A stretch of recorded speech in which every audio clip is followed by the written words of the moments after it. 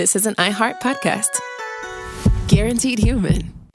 With no fees or minimums on checking accounts, it's no wonder that Capital One Bank Guy is so passionate about banking with Capital One. If he were here, he wouldn't just tell you about no fees or minimums. He'd also tell you about how Capital One cafes are open 7 days a week to assist with your banking needs. Yep, even on weekends. It's pretty much all he talks about, in a good way. What's in your wallet? Terms apply. See CapitalOne.com/bankguy. Capital One N.A., member FDIC.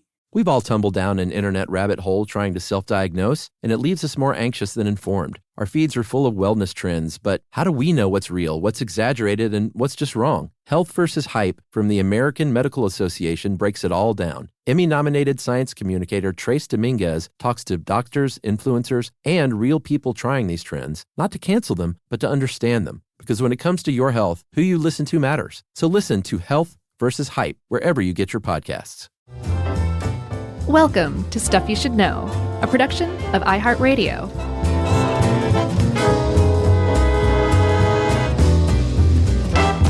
Hey, and welcome to the podcast. I'm Josh Clark, and there's Charles W. Chuck Bryan over there, and Jerry's over there, out there in the ether, but here still, and this is Stuff You Should Know. Jerry, whom we love so much. So we're talking, Chuck, about uranium mining, obviously, because anytime Jerry comes up, it goes pretty much hand in hand with uranium mining, right? Sure. And like we talked about mining before, not our finest episode, if I remember correctly from some of the listener mail corrections we got. Was it coal mining? No, it was like underground mining. Okay. We're going to skirt around that. And uranium mining is like its own thing. Like all mining is bears some resemblance to one another, but uranium mining in particular is really heavily regulated. The stuff that it produces, uranium appropriately enough, is a really regulated substance because it can do some pretty powerful stuff. And it's just kind of interesting, especially considering the history of uranium in humans, which is a fairly recent history. Yeah, I mean, it kind of depends on what era you're talking about, but uranium brings to mind a couple of things depending on when you're talking about. If you're talking about the 50s during the Cold War and the arms race, then you can only think about enriched uranium and nuclear war and nuclear bombs. Mm-hmm. If you fast forward to the 70s, you think about a kinder, gentler uranium, still radioactive, but one that would be used for energy production. And here's a pretty whopping stat on the kind of punch-it packs as far as producing energy. Mm-hmm. And this is startling, frankly. A 7-gram pellet of uranium fuel produces as much energy as almost 1,800 pounds of coal and 3.5 barrels of oil. Yeah. That's remarkable. I love that too. So I fiddled with it on a calculator a little bit. Oh, boy. So if you took about 75 kilograms of enriched uranium fuel, it would produce the same amount of energy as something like almost 2 million pounds of coal. Just 75 kilograms, 150 pounds, produces 2 million pounds of coal's worth of energy.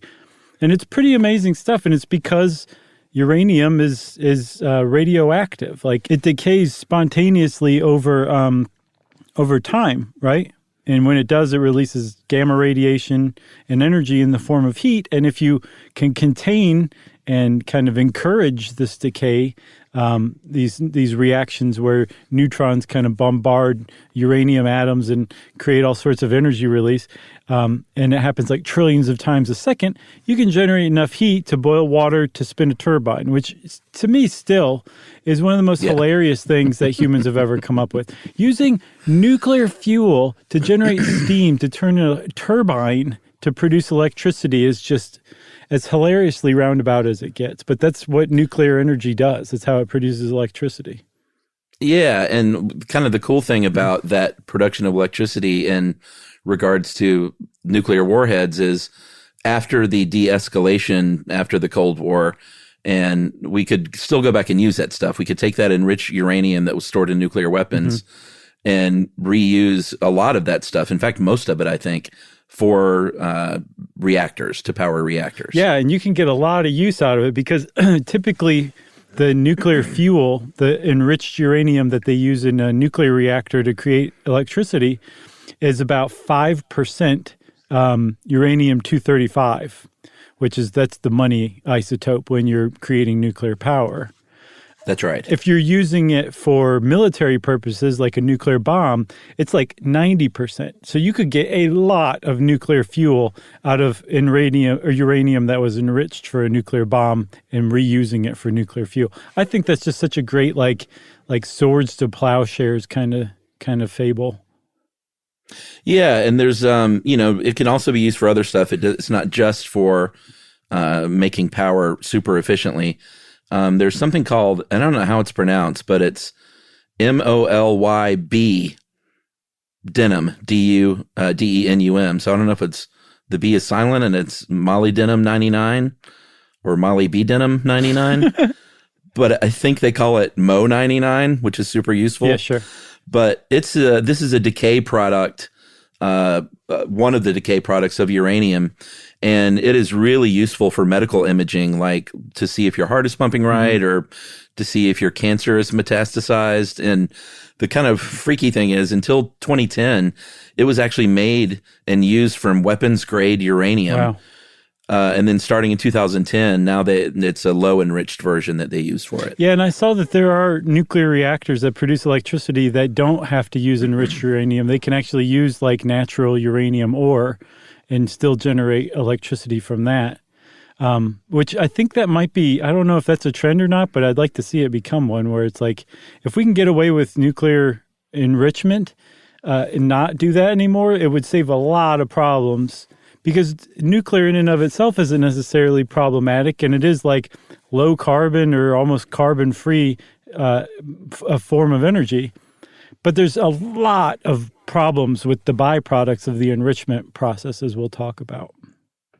Yeah, and another cool little fact about when they first discovered uranium as well as radium is the early uses. Mm-hmm. Radium was used to make glow paint, and uranium was used as a glaze, a decorative glaze. And then all of a sudden they were like, hey guys, this stuff is actually nuclear. Yeah. No wonder it glows and it makes a nice glaze. Yeah, there's also something called Vaseline glass, which is a collector's item, but it has like a radioactive glow to it because it has uranium in it. And then Fiestaware, like that celebrated 20th century dinnerware, the red used uranium in its glaze until 1973. What's it called? Fiestaware? Fiestaware, yeah. You know, the really bright colored plates and bowls and everything that were like really kind of big from the 30s until, I think it's still around today. You've seen it. Yeah, I like that stuff. Yeah. That's we have some of that stuff for like, barbecues and stuff. Exactly. Like that. Well, instead of our fine china and crystal. Right. So if you got it in 1973 or prior, you may want to just update your collection, because that stuff's radioactive.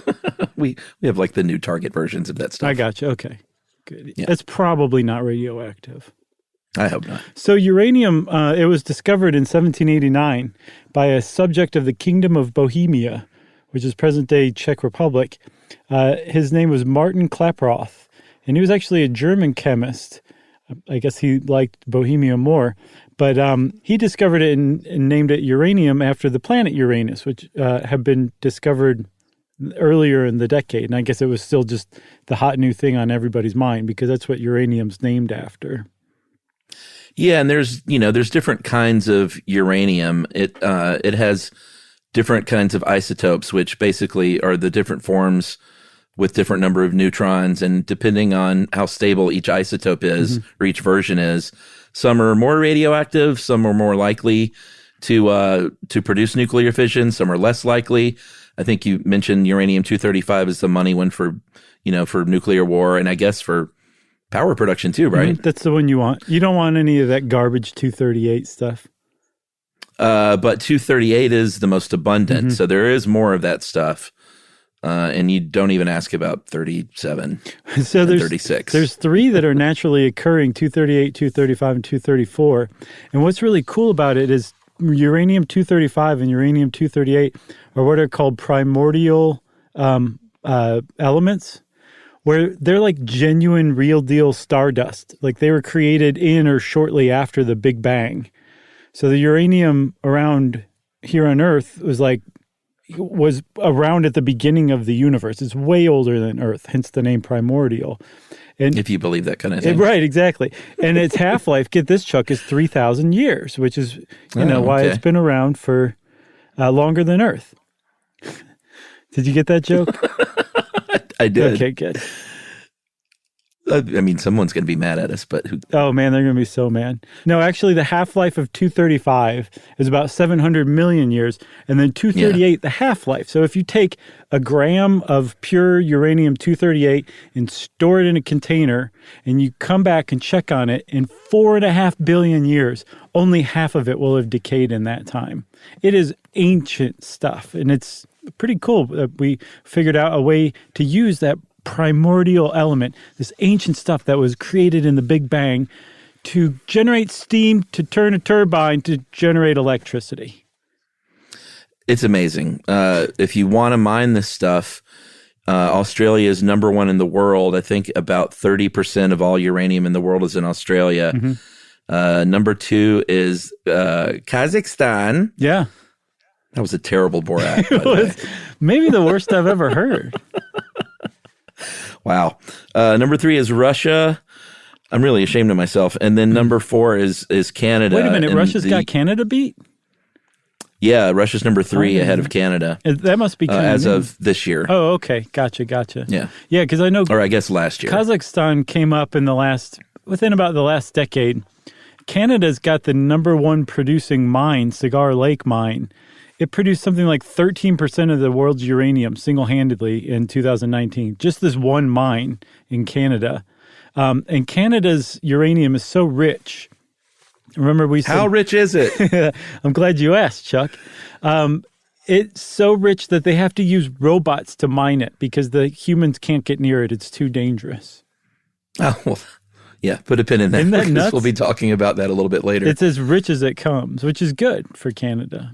Sure. The U.S. doesn't have a ton of it. I believe that there are currently 6 states that have mining operations. Wyoming, New Mexico, and Utah have the bulk of it. And then there's also some in Arizona, Nebraska, and Texas.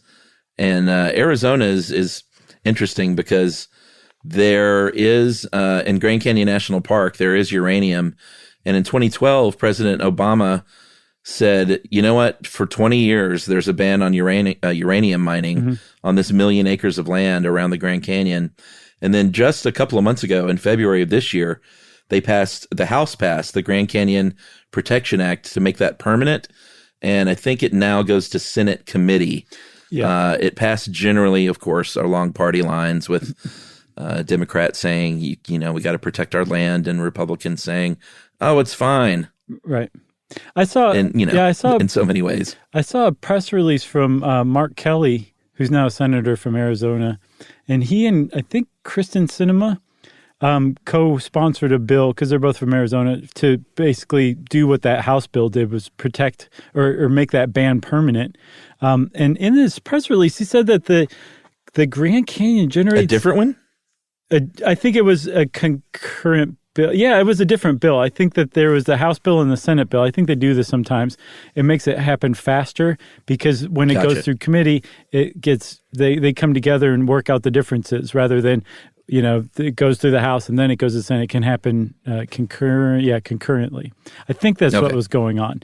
But anyway, the upshot of it is that in the press release, Mark Kelly said that the Grand Canyon generates something like $1.3 billion in tourist revenue for the state of Arizona every year, which is like, how long is it going to take you to mine that much uranium?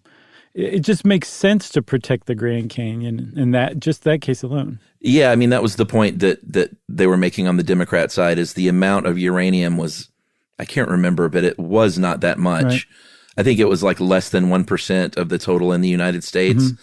And they were just saying the benefits just don't even come close to outweighing the risks here. Yeah. And I mean, again, I don't think I'm not, but I would say we're not here to just knock uranium as a energy source, or even uranium mining when it's done correctly. But yeah, when when it butts up against maybe the most celebrated natural treasure in an entire nation, on an entire continent. Maybe just skip that one, I think, is kind of my take on it. Yeah, to squeeze just a little bit of uranium out of there. Yeah, it's just so short-sighted. I'm so sick of short-sightedness. Me too. There's a cool quote in here, and this was originally from the How Stuff Works website, right? Yeah, it was, as a matter of fact. Our old pals. Mm-hmm. And this guy, Michael Amundsen, he's a historian on the atomic age. He's talking about, basically World War II coming around and uranium being the hot ticket. And he said uranium went from being a weed to a weapon. Instead of serving as this useless pigment and glaze, it became a strategic element of war. Right. And I think that happened pretty quickly when the arms race heated up. Like Russia, the Soviet Union and the United States were really, really moving fast to get as much uranium as possible in their hands. Yeah, and I mean, up to that point, uranium was like, again, it was used for a pigment, a ceramic glaze, not for much. And then the Manhattan Project happens, and all of a sudden it's like every country in the world is looking to see whether they have uranium deposits or not, because the USSR and the United States want as much as it can get, not just even necessarily to build up its stockpile, to keep the other guy from getting his hands on it as well. So the human introduction, the general public's introduction to uranium was kind of jarring in that sense, because it came hand in hand with the atomic age. Uranium-235 was what was used as the nuclear core for Little Boy, the bomb that was dropped on Hiroshima. So it was a very memorable debut uranium had in the public mind. It stayed that way for a while until it started to become associated more with nuclear energy. Should we take a break? I think we should take a break. Yeah. All right, let's do it. Stuff you should know. Josh and Chuck. Stuff you should know.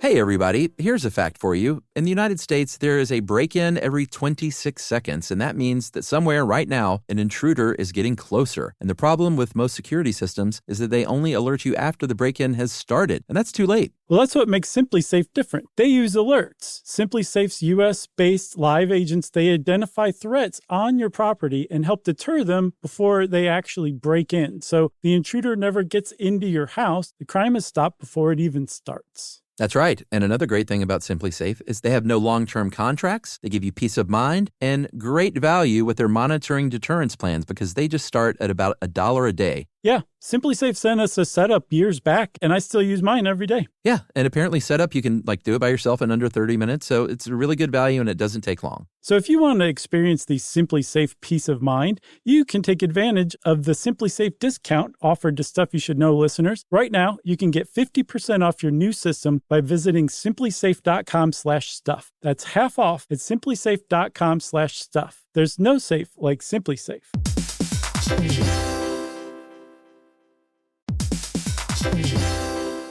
Work can be a little weird. One minute you're in a meeting that could have been an email. The next you're trying to decode corporate jargon that somehow means nothing. And don't even get us started on the quick sync that turns into a 45-minute deep dive. Yeah, well, the truth is figuring out your career isn't always straightforward. Whether you're trying to grow, pivot, or just stay relevant, it can feel like you're navigating it all on your own. Well, that's where LinkedIn comes in. That's right. LinkedIn can help you grow your career, helping you confidently navigate your path with insights, ideas, and inspiration from your professional community. You can stay up to date with the latest trends in your field, connect with people who get it, and discover opportunities tailored to your goals, your experience, and what actually matters to you. Whether you're looking for something new or just trying to grow where you are, LinkedIn gives you the tools and connections to move forward with confidence. Because LinkedIn is the network that works for you. Visit linkedin.com/knowstuff to learn more.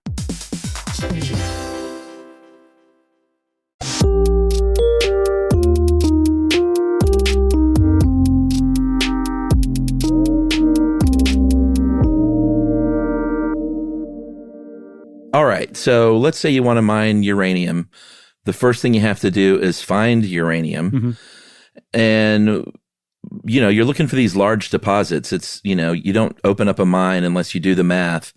And you figure out that, hey, there's enough. I mean, it's a really simple math formula, basically. Like, this is how much it costs to mine, and this is how much we can possibly get from this place. Is it worth it or not? Because I think 1 in every 1,000 exploration sites of all metals and minerals are ever really used as a mining site. So they're poking around at first, and they're using these. You can actually walk around with a Geiger counter on the ground and look for it close up after you have used something called I'm going to go with scintillometer. Oh yeah, that's good. I was going to say scintillometer because it's based on the word scintillating, like exciting.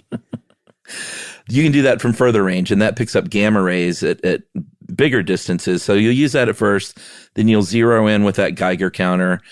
You'll check out the landscape and see how viable it is, and you'll just enter that all into your little spreadsheet or however you're determining that equation. Right. And if it spits out, yes, good place for a mine, then they'll go through this really long, arduous process of getting permitted. Yeah, and the stuff that you're going to mine then becomes what's known as ore bodies, which are deposits that are economically worth mining and extracting, right? And it does take a lot of time. I saw this article says between 3 and 10 years to go from basically prospecting to production. I saw 10 to 15 elsewhere. To bombing somebody? But right. Add another year onto that one. Right. But so say anywhere between 3 and 15 years. I'm leaning more toward the 10 to 15 year side just because of the permitting, having to deal with the public saying like, you're not going to do that in my backyard kind of thing. It's rather involved. It's involved for any mine because you have to plan the mine too, as you'll see in a second. Like you got to plan what kind of mine you're going to build. You have to plan the mine itself. You have to figure out what to do with it, who you're going to sell it to. Then you have to go through the permitting process. Then you have to actually start to extract it. And one of the things that really jumped out to me, Chuck, was how few people it actually takes to mine. Yeah, I mean, this article made it sound like kind of a full-scale operation. I'm sure they range in size, but it has to be a certain size to make it worth your while, like we said. So it seems like 100 people or less total can run this mining site. The whole shebang. 100 people to mine uranium, which I just thought that was really surprising. Yeah. And we should also mention, too, that they just don't go digging in there. Like uranium could be mistaken for, when it decays, there are byproducts called daughter elements.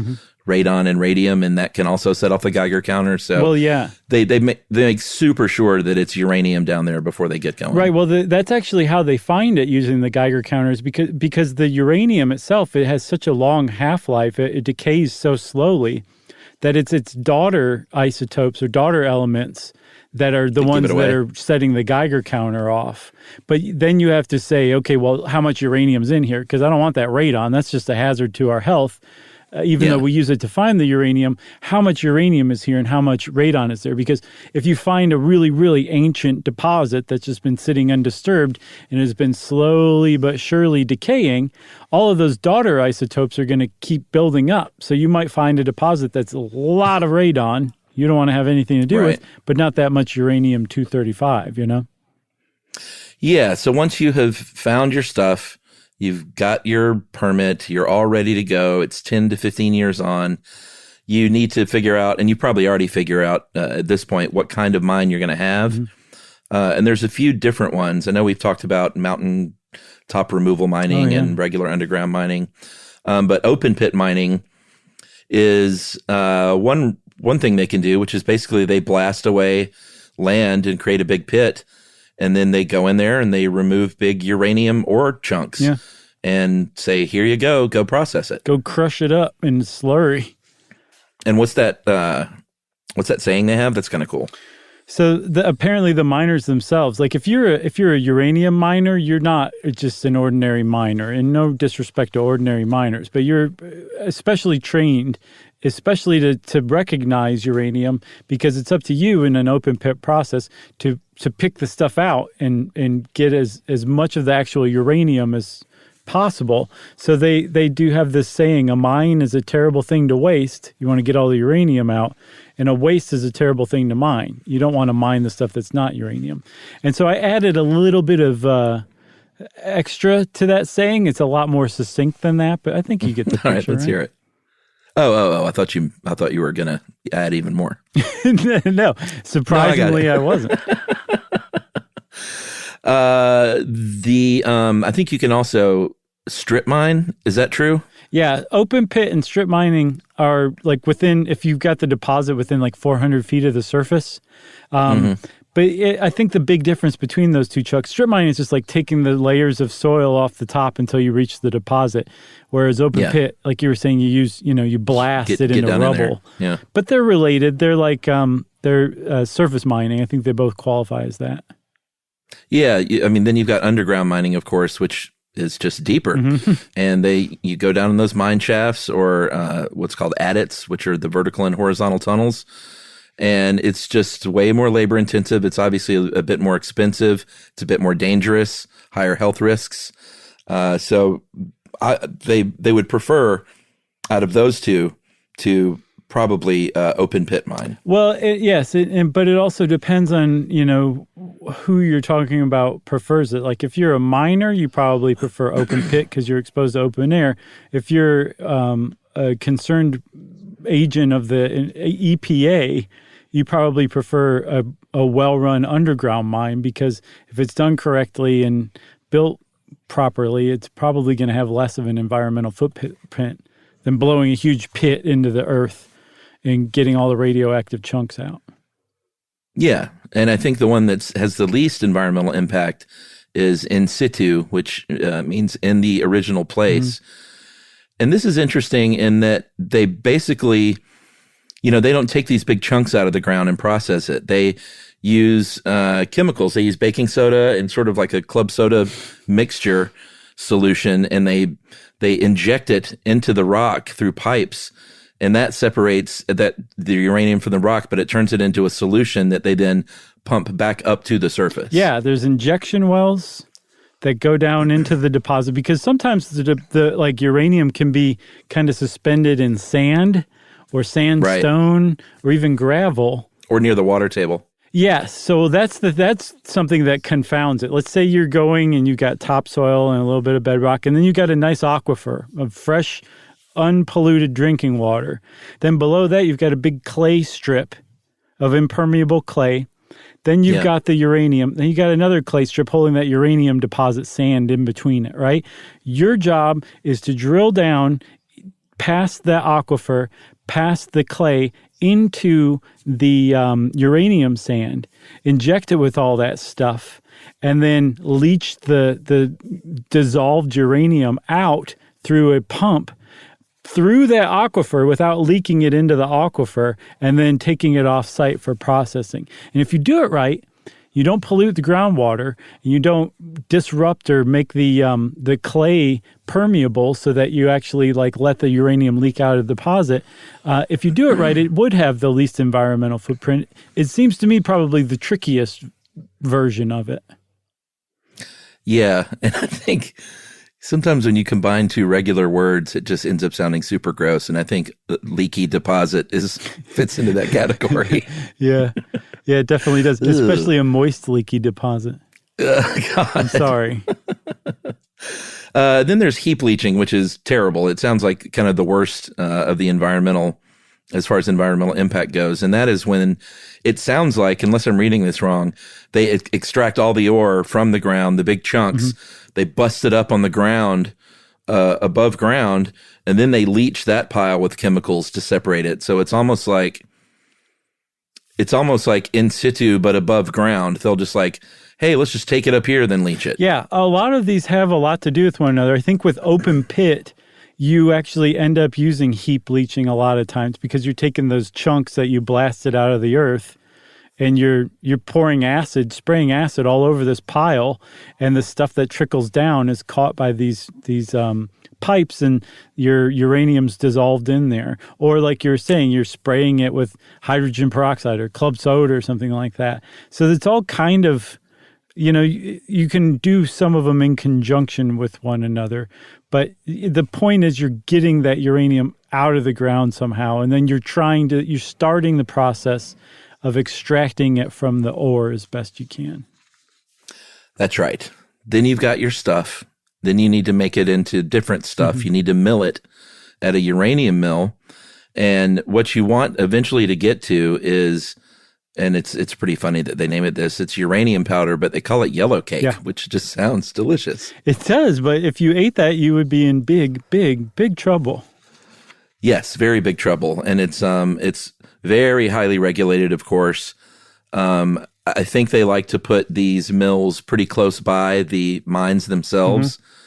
I think the U.S. Atomic Energy Commission really kind of aids people in saying, let's just bring this all close together.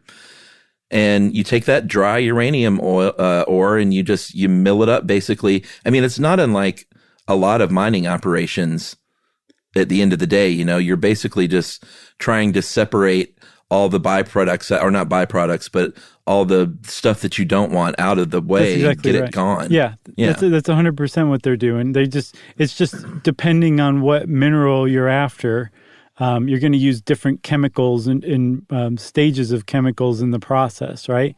So when you produce this yellow cake, what you've basically done is separated natural uranium away from the ore, the rock that it was part of, or the sand that it was part of. And you compress it into these yellow cakes, and you send it off. So now you've got milled and processed uranium, but it still isn't enriched. It's still in its natural form and in about its natural percentages. So natural uranium, if you have like a thing of yellow cake in your hands, again, don't eat it. It sounds delicious. It's just not.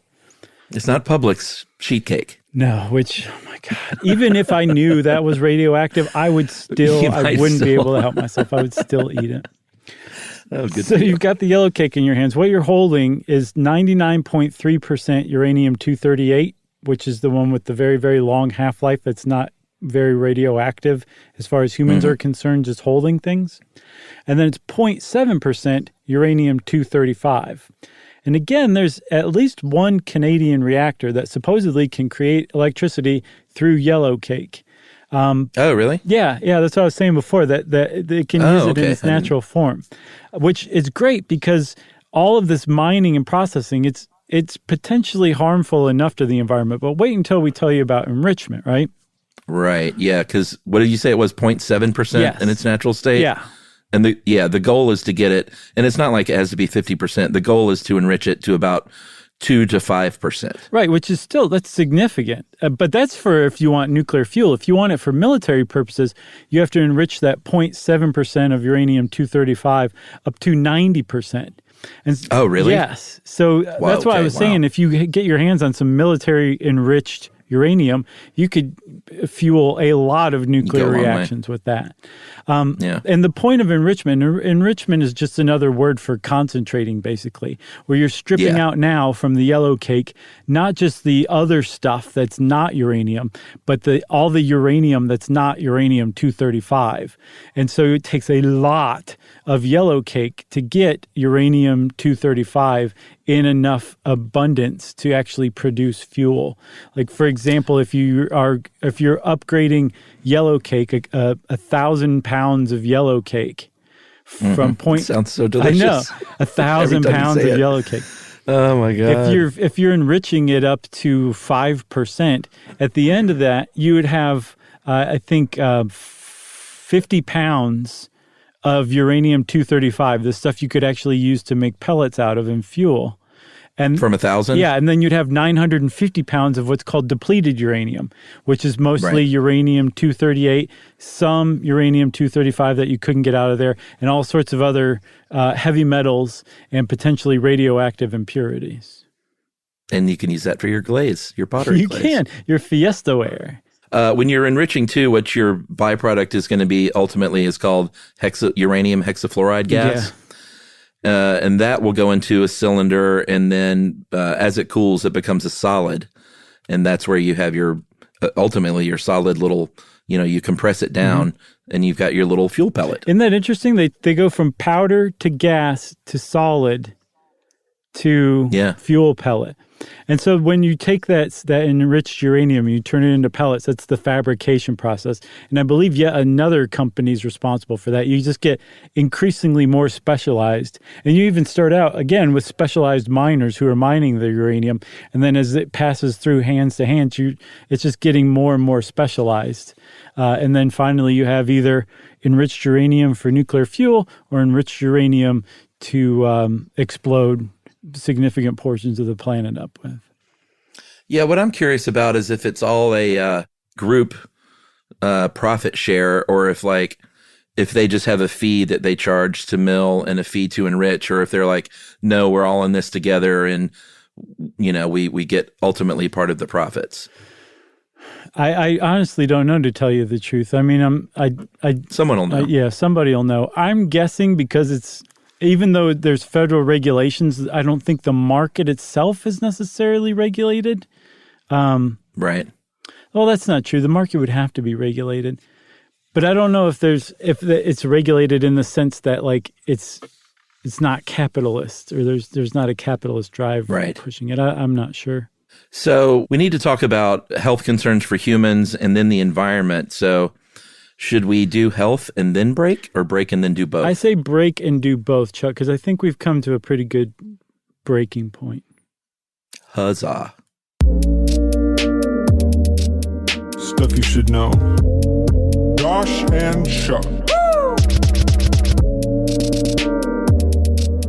Stuff you should know.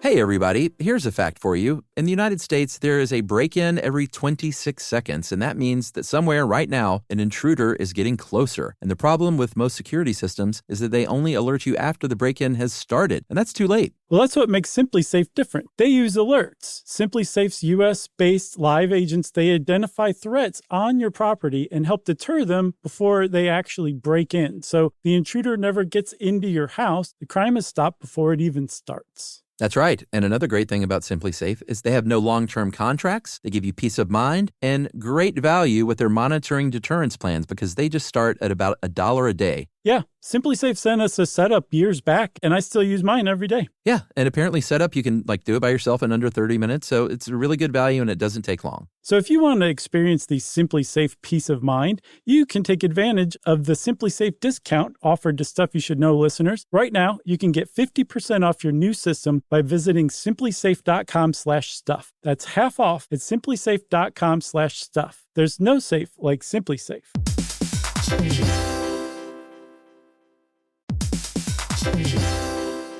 Work can be a little weird. One minute you're in a meeting that could have been an email. The next you're trying to decode corporate jargon that somehow means nothing. And don't even get us started on the quick sync that turns into a 45-minute deep dive.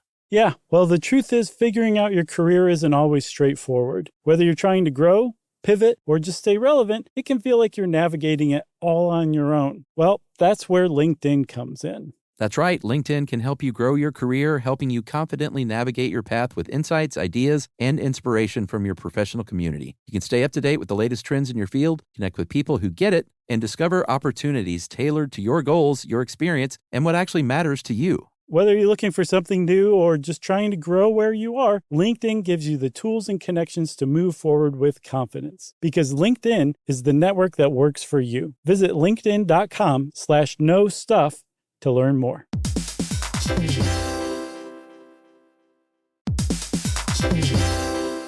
Hey everybody, we're here to talk to you about Wayfair, who believes that spaces should be functional, they should be comfortable, they should be well designed, and they can be well designed by you with their help. Your updated space should feel more comfortable, inviting, and practical for everyday use. And we're talking about outdoor seating, we're talking about grills, we're talking about major appliances. If you need storage solutions, Wayfair can help you out. Patio lighting, rugs, decor. It is your one-stop shop for home. Yeah. I mean, it's getting nice out, so it's time to think about living outdoors for the next few months. And Wayfair knows that outdoor furniture, it's heavy, it's intimidating to assemble. So Wayfair has stepped in and said, we're going to handle the hard part so you don't have to. That's right. You can shop Wayfair Verified, your shortcut to the good stuff. And that means their team of product specialists are going to vet everything by hand using a 10-point inspection, testing things like, quality materials, functionality, and features, and even how long it takes to build that piece of furniture. And the overall experience save time, reduce hassle, and improved convenience. Patio season is here, and these deals won't last. So head to wayfair.com right now to get your outdoor space ready for way less. That's WAYFAIR.com. Wayfair, every style, every home.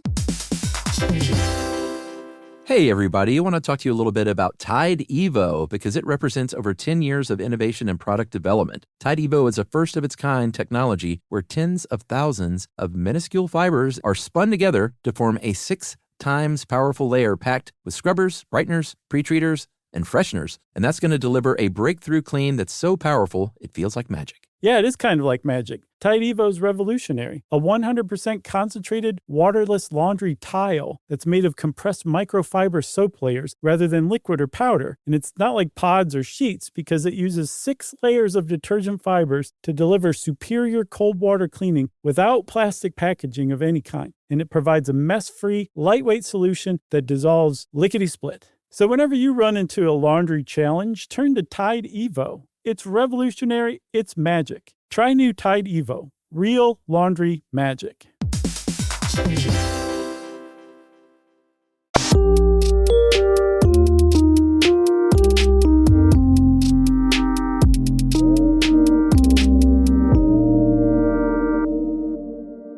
Okay, so we've got this stuff. We mined it. First of all, we found it. I was really proud of us for even finding it, Chuck. Hey, and then I was astounded that we were able to not only mill the stuff, but also enrich it and then fabricate it into nuclear fuel. And if you combine all those processes together, you have what's called the front end of the nuclear fuel cycle. And that's basically what we're talking about today. The back end of the nuclear fuel cycle, which is basically what you do with this stuff once it's enriched, or if it's used as spent fuel. That's a whole other podcast that I would really love to do someday. Totally. And the Stuff You Should Know operation is very efficient because we send Jerry out ahead. Yeah.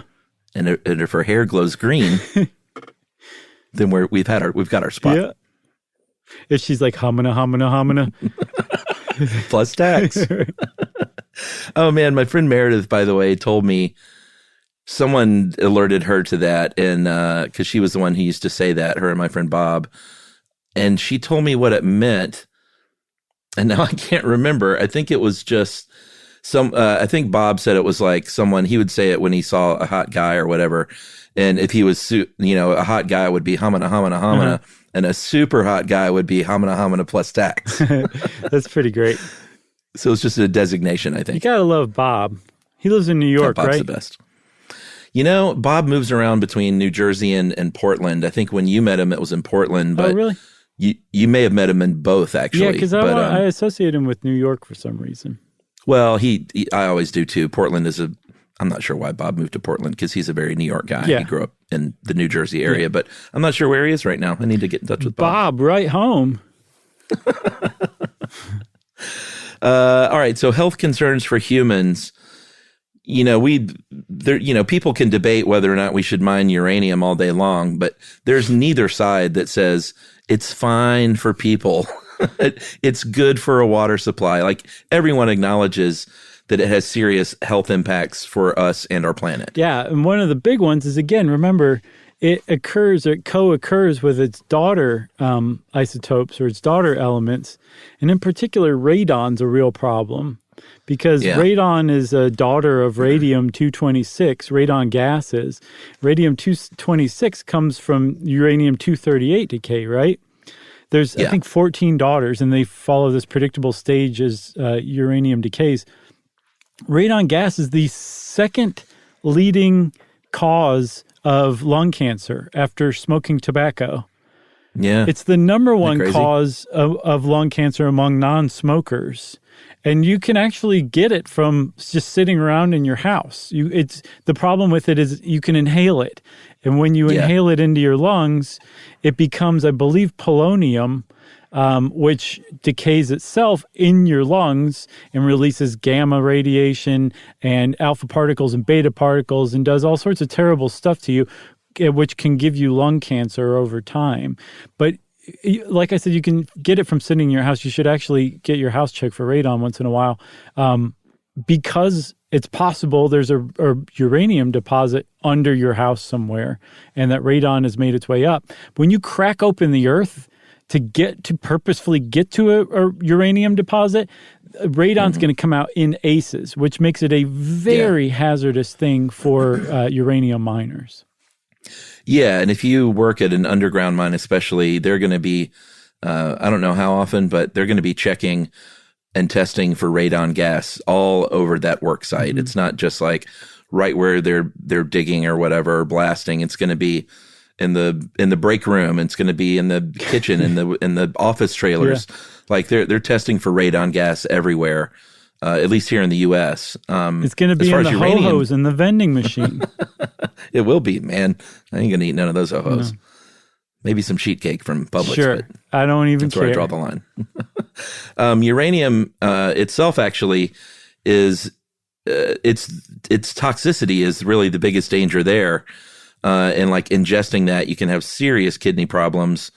But like you said, usually radium and radon are the biggest. I mean, that stuff can get in your bones. Yeah. Literally. Yeah, it's a real problem. The thing is, so like uranium, when it releases alpha particles, those things kind of tend to bounce right off of your skin. So with uranium, remember how it's not particularly radioactive? That's if it's just sitting there outside. Like even if you're holding it in your hands, it becomes particularly problematic when it's broken and you either inhale it, like you're inhaling radon, or you ingest it and it just gets on your fingers or your food or something. It's this invisible thing, but it goes into your body and it wreaks havoc, in particular kidney damage, because it gets into your blood. Your poor kidneys have to filter it out of the blood, and it's like, I'm not equipped for this kind of thing. It might even say homina, homina, homina itself, and then you have real serious kidney problems after that. Yeah, and since part of the process involves breaking it up, like that's the whole goal. Then it's an issue. But also that also is problematic with depleted uranium too, which again is the byproduct of uranium enrichment. It's a big old dense hunk of uranium-238 and a bunch of other heavy metals, and they use that for all sorts of stuff. They use it for shielding, to shield out other radiation. They use it as weights in airplanes. They use it for bullets. It's like tank-piercing bullets. And I was reading a VA post about how some Gulf War veterans may have been exposed to depleted uranium toxicity because if they came under friendly fire, because some of the shells were coated in depleted uranium, because it's so dense it'll go right through a tank. But it also has this terrible secondary side effect where that means that the depleted uranium breaks up and it can be inhaled, it can get ingested, it can go into your skin. So even if you weren't killed by the depleted uranium shell piercing the tank that you're in, you may actually get cancer later on or kidney failure down the road because of that depleted uranium. So there is like a real problem with it. And then above all that too, or in addition to it, it's toxic just because it's a heavy metal as well, which you don't want anywhere in your body. Yeah, and this is, we haven't even really touched on the environmental impact. Yeah. Obviously, these mines that were around and then abandoned before, the sort of mid-1970s are super dangerous places because they leave behind something called tailings. These are those leftover pieces of ore that they don't use, and they have those byproducts that we were talking about, like radon and radium, but also polonium and sometimes even arsenic. And if it was pre-1975 or so, an abandoned uranium mine was not cleaned up very well. Yeah. They've had to do a lot of work since then to clean this stuff up. Like things are way different now, and they've gone back to try and clean stuff up. But it's, the wind and the rain carries the stuff away. It gets into the water supply. And it's like, I think they said something like, it takes 40 years to restore the environment back to its natural state. And I hear that. I'm like, no way, man. You can You can never restore it to its natural state, like as if it had never happened. I don't buy it. Yeah, I'm with you. I don't buy it either. It seems a really short time for a radioactive substance contaminating groundwater, for Pete's sake, you know? But this is something that's especially affected Native American population, and even more specifically the Navajo Nation, because a lot of uranium mines are in the hundreds of thousands of acres of the Navajo land. Yeah. I think 70 million pounds of uranium reserves in the 1970s were on Navajo land. And on July 16th, 1979, there was the biggest expulsion of radioactive material in the history of the United States when a dam broke at the Church Rock Uranium Mill, operated by the United Nuclear Corporation under, I say under Jimmy Carter's watch. It's not like it was his fault or anything, but he is one of the people who first said, hey, we should really use this stuff for nuclear power. Yeah, and I mean, this happened while everybody was thinking about 3 Mile Island, and still no one ever heard of it. It happened 4 months after 3 Mile Island. And 3 Mile Island, I think we should do one on like nuclear releases, a whole episode on that. But 3 Mile Island scared the bejesus out of everybody, because all of a sudden this green nuclear energy was really threatening and scary, and it really put a dent in the public opinion on nuclear power.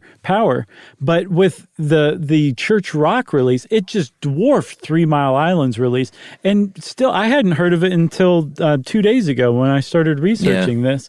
And it was a huge deal. Like, people dying, people it contaminated their river, like 93 million gallons of toxic radioactive sludge, tailings from uranium mining, just contaminated the river. And they did tests of the drinking water 80 miles downstream of this release. And they found that it had 7,000 times the acceptable radioactivity of drinking water, the acceptable drinking water standards. 7,000 times, 80 miles downstream. And just because it happened on this Navajo land, everybody's like, I hadn't heard of that. Well, and all of it is a crime, but the real crime at the center of it is they didn't even notify them, hardly. Right.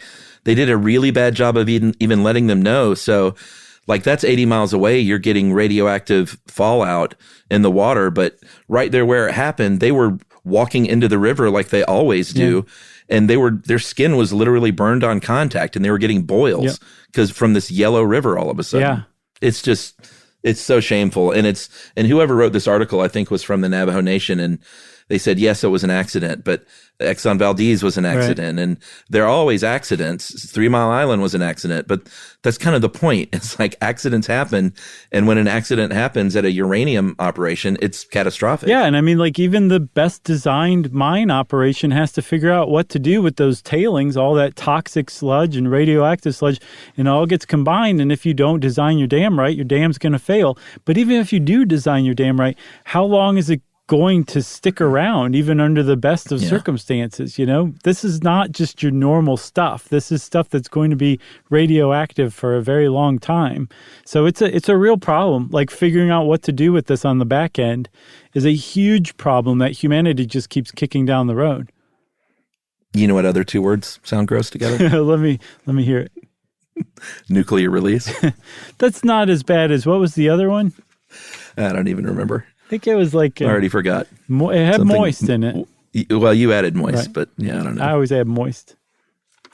Just to put a tag on all this, they do require companies, I believe, to engage in what's called a reclamation bond, which basically says, hey, we're setting aside so much of our budget to come back and clean this up. So they can't at the end say, oh, we went broke, sorry. Right. So they set aside that money up front, supposedly, and the fines are pretty steep, up to $250,000. If you break these land management rules. So they, all the incentive is there for them to do a good job, and their reputation is at stake. So we don't want to make it appear like it's just willy-nilly. They're just doing whatever. They are accidents, and a company wouldn't work again if they have one of those accidents. For sure. So, but it's, it's just one of those things. It's also a demonstration of, like, it matters who is in charge of the country at any given point in time, because you have to have a will to enforce those regulations that are meant to keep communities safe, or you don't, and you just let business do its thing. And that seems to go hand in hand with an increase in accidents, Yep. So you got anything else? I got nothing else. A little bit of contempt, but I have hope that we can figure it out, because I think that nuclear energy is not inherently problematic. It's just our understanding of how to use it is. Yeah, we did a good episode on it. Thanks. I think so too, Chuck. No, I mean before. Oh, I get you. Well, thanks. This one was terrible. Thanks. Yeah, okay. How about thanks for the last one? Thanks for nothing for this one, I guess. Sure. If you want to know more about uranium and uranium mining and all that jazz, go onto the internet and then keep an ear out for our episode on accidental nuclear releases sometime in the future. Since I said sometime in the future, it's time for listener mail. I'm going to call this from a teacher. Hey guys, my name is Emily. I'm a full-time high school teacher from Grand Rapids, Michigan. I want to thank you for a number of things. First of all, your podcast on stamp collecting was hilarious. I was in stitches thinking about Josh's joke about FDR coming up with terrible stamp ideas for the Postmaster General. Additionally, as you know, this pandemic has been so hard on nearly everyone, but I think maybe hardest on students and teachers. As teachers, we've gone from being honored, thanked, and admired a year ago for all the quick work we were able to do when we first shut down to being vilified for not doing enough. It's been exhausting. At the end of the day, it's been hard to find much joy in anything. The exception, your podcast. The excitement and enthusiasm you have for knowledge is the only thing my brain seems to have space for these days. Especially as of late, I found myself literally laughing out loud more often at your jokes and one-liners. Emily's truly tired, obviously. This is so invaluable to me, as most days end with me feeling like crying or crawling into a ball and sleeping. Also, your most recent post on your respective Instagram accounts showing you all together give me hope that things are returning to normal soon. All this to say, you're providing such an essential service to people around the globe. For most of us who have been confined to our homes and towns, you bring the world to us. I am and will forever be grateful. That is Emily Gunch, a truly tired teacher. And Emily, that means more to us than you will ever understand. So thanks for sending that in. Plus, also, really well said. I'm glad that this is like a teacher. Totally. And if you don't know what she's talking about, we posted photos of the three of us together again, including a picture of Jerry at Josh Clark's Instagram and at Chuck the Podcasters. Wow, nice, Chuck. I didn't know we were going to get an Insta shout out. We never plug our Instagrams, but why not? Why not? Why not? You just did. You want to see a picture of Jerry? Yeah, people with the duct tape over her mouth. Berserk over it. Yeah, that's right. Pillowcase over her head. We're like scowling at her, and she looks sheepish. People really did lose their minds to see Jerry's face. Yeah, it's great. Her beautiful face. It's great. Okay, if you want to get in touch with us like Ms. Gunch did, right? Yes, Gunch. Rhymes with lunch, she says. Nice. I nailed it. You can send us an email to stuffpodcast@iheartradio.com. Stuff You Should Know is a production of iHeartRadio. For more podcasts from iHeartRadio, visit the iHeartRadio app, Apple Podcasts, or wherever you listen to your favorite shows.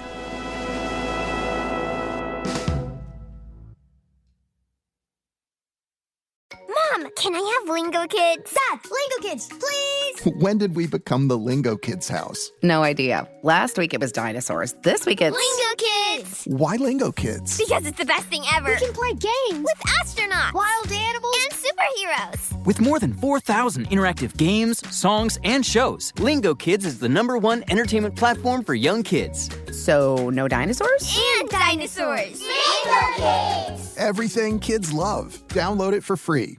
You know, you could be adored by everyone and still completely ignored by your cat. Trust me, I know. But if you feed your cat Sheba, you can go from being ignored to truly adored in 12 days, guaranteed, or your money back. Sheba has a full menu of products, appetizers, entrees, treats, even a kitten's menu. It's so cute. So Sheba has a product for even the pickiest eater. Like Sheba Puree, it's made with bone broth, they are chef-inspired flavors, it's got a smooth and creamy texture that cats love, and contains no corn, wheat, soy, or artificial flavors. It's food that your cat's gonna love. To learn more, check out Sheba.com. That's SHEBA.com. This is an iHeart podcast.